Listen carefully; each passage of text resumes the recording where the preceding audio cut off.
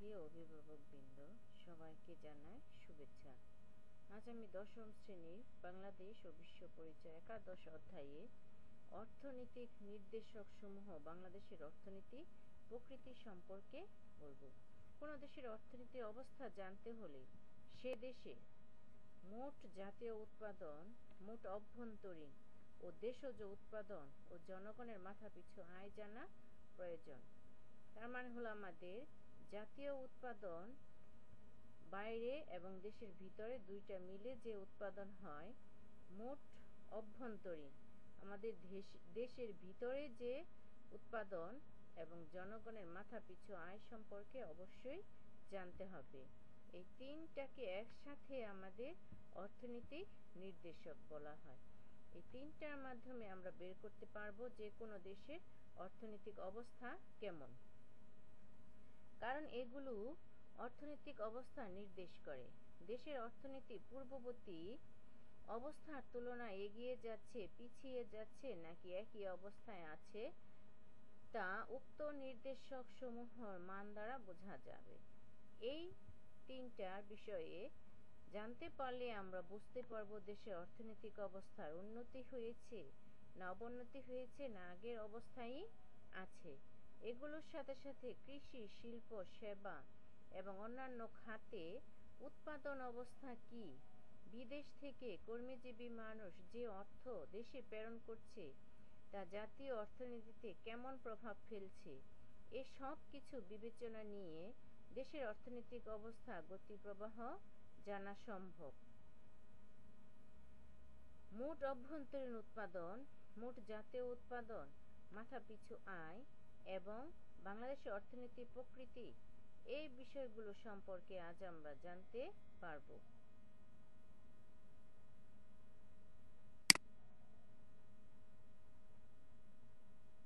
মোট জাতীয় উৎপাদন। একটি দেশের অর্থনীতি ও অর্থনীতি অবস্থা জানার জন্য সে দেশের মোট জাতীয় উৎপাদন ও মাথাপিছু জাতীয় উৎপাদন সম্বন্ধে জানা দরকার। কোনো নির্দিষ্ট সময় বলতে যে কোনো এক বছর কোনো দেশের প্রাকৃতিক সম্পদ বা ভূমির উপর সে দেশের মোট শ্রম ও মূলধন নিয়োগ করে যে পরিমাণ বস্তুগত ও অবস্তুগত দ্রব্য ও সেবা উৎপাদিত হয়, তার আর্থিক মূল্যকেই ওই দেশে মোট উৎপাদন বা জিএনপি বলে। একটা দেশের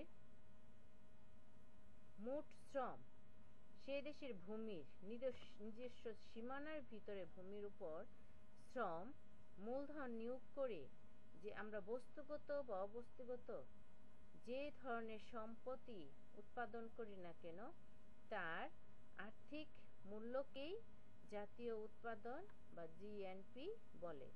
সেবা বলতে কোনো অবস্তুগত দ্রব্যকে বোঝায় যার উপযোগ এবং বিনিময় মূল্য আছে। শিক্ষকের পাঠদান, চিকিৎসকের চিকিৎসা প্রদান, ব্যাংকারের অর্থ সংক্রান্ত বিষয়ে সহায়তা দান ইত্যাদি সেবা হিসেবে বিবেচিত। কারণ শিক্ষকের পাঠদান, চিকিৎসকের সেবা প্রদান, ব্যাংকার অর্থ সংক্রান্ত বিষয়ে সেবা প্রদান করার মাধ্যমে সে কিন্তু শ্রমের বিনিময়ে অর্থ পেয়ে থাকে। এর জন্য এই সমস্ত সেবাকে আমরা কি বলতে পারি?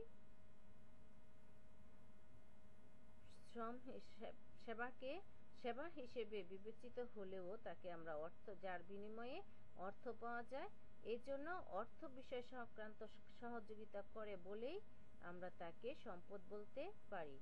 মোট জাতীয় উৎপাদনকে তিনটি দিক থেকে বিবেচনা করে পরিমাপ করা যায়। উৎপাদিত দ্রব্য সামগ্রী ও সেবা। যে কোনো দেশের অর্থনীতিতে জনগণের প্রয়োজনের ভিত্তিতে নানাবিধ দ্রব্য সামগ্রী ও সেবা উৎপাদন করা হয়। যখন যেটা প্রয়োজন ছাড়া দ্রব্য সামগ্রী বা সেবা উৎপাদন করা সম্ভব নয়। উৎপাদিত দ্রব্যের ভিন্নতার কারণে সবগুলো একত্রে যোগ করে এগুলোর মোট পরিমাণ নির্ণয় করা যায় না। তাই মোট জাতীয় উৎপাদনের পরিমাণ নির্ণয় করতে হলে প্রতিটি দ্রব্য ও সেবার মোট উৎপাদন পরিমাণকে তার বাজার দাম দিয়ে গুণ করতে হয়। এভাবে প্রাপ্ত তিনটি দ্রব্য ও সেবার আর্থিক মূল্যের সমষ্টি হল মোট জাতীয় উৎপাদন বলে। এই পদ্ধতিতে মোট জাতীয় উৎপাদন নির্ণয় করতে হলে শুধুমাত্র চূড়ান্ত দ্রব্যই গণনা করতে হবে।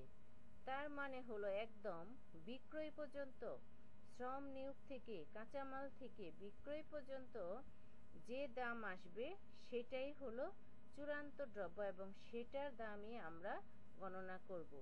অনেক দ্রব্যই চূড়ান্ত পর্যায়ে বাজার আসার আগে প্রাথমিক দ্রব্য ও মাধ্যমিক দ্রব্য হিসেবে একাধিকবার ক্রয় বিক্রয় হয়।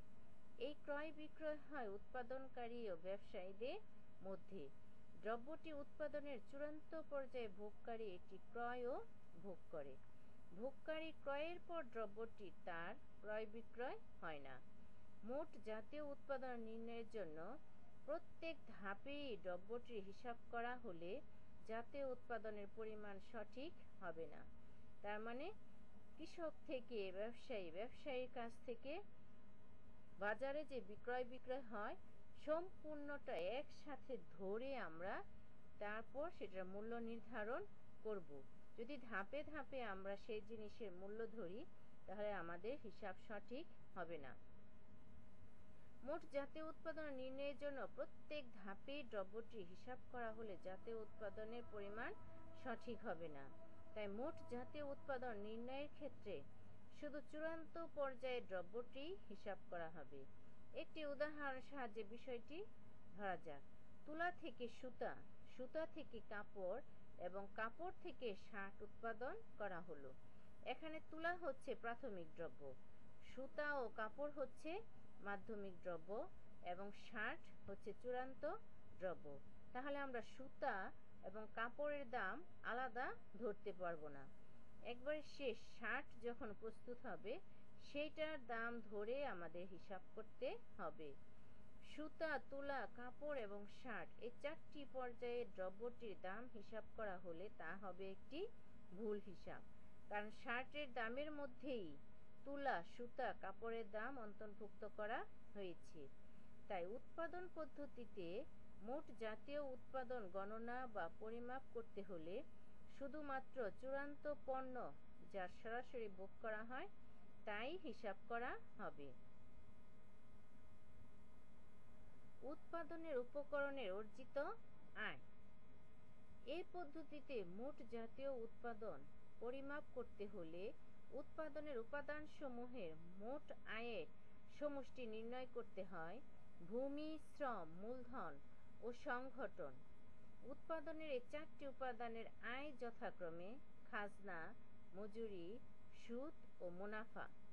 এক বছরে কোনো দেশের জাতীয় আয় হলো ওই বছরে উৎপাদন উপাদানসমূহের অর্জিত মোট খাজনা, মজুরি বা বেতন, সুদ ও মুনাফার সমষ্টি। সমাজের মোট ব্যয়। সমাজের মোট ব্যয়ের ভিত্তিতেও মোট জাতীয় উৎপাদন নির্ণয় করা যায়।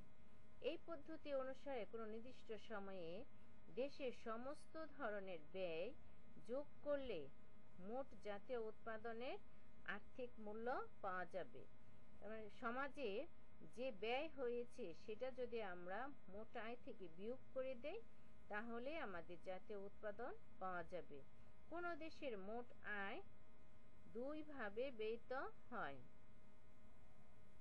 ভোগ্য দ্রব্য বা সেবা কেনার জন্য, বিনিয়োগ করার জন্য। ব্যয়কারীদের প্রধানত তিন শ্রেণীতে বিন্যাস করা যায়: সরকার, বিভিন্ন সরকারি বেসরকারি প্রতিষ্ঠান এবং জনগণ। কোনো নির্দিষ্ট সময়ে সাধারণত এক বছরের সরকারি, প্রাতিষ্ঠানিক এবং বেসরকারি ভোগ, ব্যয় ও বিনিয়োগ ব্যয়ের সমষ্টি ওই সময়ে ওই দেশের মোট জাতীয় উৎপাদন। মোট জাতীয় উৎপাদনকে অনেক সময় মোট জাতীয় আয়ও বলা হয়। যে কোনো সরল অর্থনীতির মোট জাতীয় উৎপাদন ও মোট জাতীয় আয় একই হতে পারে। আমরা জানি কোনো নির্দিষ্ট সময়ে নির্দিষ্ট দেশে উৎপাদিত দ্রব্য সামগ্রী ও সেবার আর্থিক মূল্যের সমষ্টি হলো মোট জাতীয় উৎপাদন। কিন্তু এর সঙ্গে সমাজের মোট আয় ও মোট ব্যয়ের সমতা নাও হতে পারে। সমাজে যে আয় এবং ব্যয় তার মোট জাতীয় উৎপাদনের সাথে নাও মিলতে পারে, কারণ উৎপাদন প্রক্রিয়া চালু রাখার জন্য ব্যবহৃত মূলধন সামগ্রী যেমন কলকারখানা, যন্ত্রপাতি ইত্যাদির ক্ষয়ক্ষতি পূরণের জন্য মোট জাতীয় উৎপাদনের আর্থিক মূল্য থেকে কিছু অংশ পৃথক করে রাখা হয়। যেহেতু যন্ত্রপাতি, কলকারখানার ক্ষতিপূরণের যে অংশের টাকা নেওয়া হয়, এই জন্য মোট জাতীয় উৎপাদনের সাথে এটা মিল হবে না। উৎপাদন উপাদানসমূহের আয়ের মধ্যে এই অংশটি অন্তর্ভুক্ত করা হয় না। তাই মোট জাতীয় উৎপাদনের আর্থিক মূল্য এবং উৎপাদনের উপাদানসমূহের আয়, খাজনা, মজুরি, সুদ, মুনাফা বা জাতীয় আয় এক নয়। তবে আলোচনার সুবিধার জন্য অনেক সময়ই মোট জাতীয় উৎপাদন ও মোট জাতীয় আয়কে সমার্থকভাবে ব্যবহার করা হয়। মোট দেশজ উৎপাদন।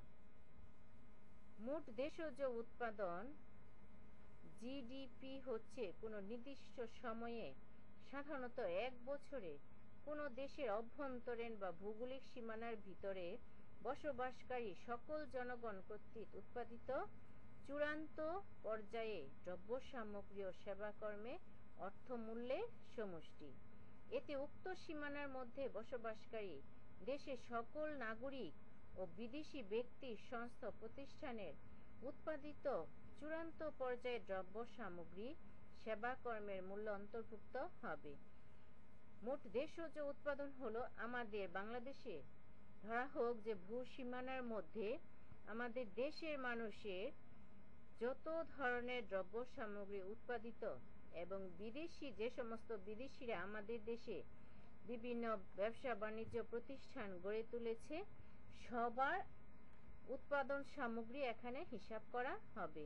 কারণ দেশের ভিতরে সে যে দেশ থেকে আসুক না কেন, তার উপাদানসমূহ এখানে উৎপাদন গণনা করা হবে। তবে বিদেশি অবস্থানকারী ও কর্মরত দেশের নাগরিক বা সংস্থা বা প্রতিষ্ঠানের আয় অন্তর্ভুক্ত হবে না।